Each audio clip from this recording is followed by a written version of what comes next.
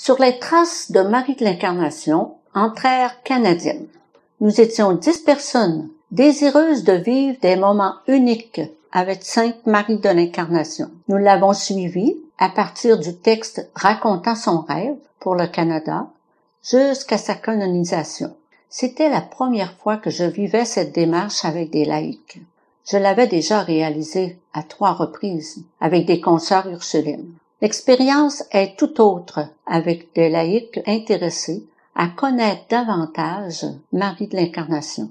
Que de moments inoubliables, parsemés d'échanges, de prises de conscience, de rencontres personnelles avec Sainte Marie de l'Incarnation qui nous conduit toujours à son bien-aimé Jésus. C'est une école de la vie en même temps. Les partages sont collés à la réalité d'aujourd'hui et à ce que les personnes vivent d'important.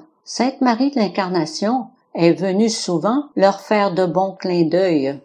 Âges variés et engagements différents ont été également une richesse à partager. Merci à nos pèlerines et à notre pèlerin pour leur engagement sincère. Ce fut bon à vivre. Voici quelques fruits de cette démarche.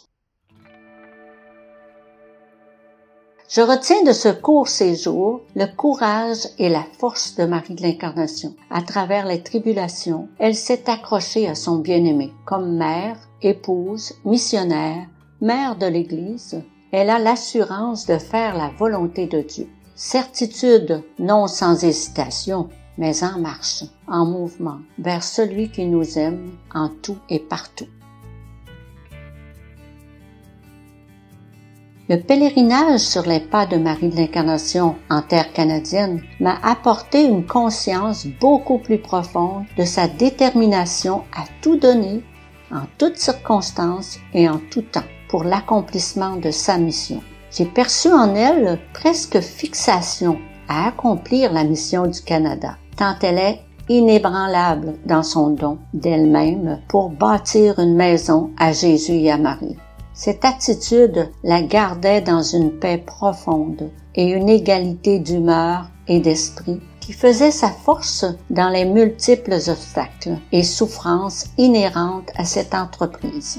Elle pouvait alors s'ouvrir aux différentes cultures et aux conditions de vie, façons de penser et de réagir sans se diluer et sans sortir de la sagesse qui la conduisait. Comme nous étions un groupe de 10 très riche de nos cultures et sensibilités fort différentes, j'ai particulièrement goûté cette présence unique et multiple de Marie de l'Incarnation parmi nous. Cette expérience est pour moi une petite école de vie humaine et spirituelle. Merci à Sœur Jocelyne Mailloux, Sœur Thérèse Boulanger, Sœur Virginie Lapierre et Sœur André Leclerc qui en avaient préparé toute la démarche. Ce que je conserve de la marche à la suite de Marie de l'Incarnation, c'est l'amour chez Marie qui l'a conduite à vivre de la volonté de Dieu, qui l'a poussée à sortir pour aller porter l'heureuse nouvelle du salut en Jésus-Christ aux périphéries du monde. J'ai l'impression de voir en Marie de l'Incarnation comme dans un miroir et cela me rassure énormément. J'ai le goût, Sainte Marie de l'Incarnation, suite à ce pèlerinage, de mettre plus de Dieu dans mon cœur à tout moment de la journée. Je prends conscience à quel point la foi immuable, la foi en Dieu, est la source de la vie, vie qui me nourrit. Tu n'as jamais trompé Dieu sur le projet qu'il avait pour toi. Ton immuable foi en Dieu et Jésus, la façon dont tu l'as appliqué dans ton quotidien et tout au long de ta vie, jusqu'à la fin de ta vie, guide et guideront définitivement mes pas.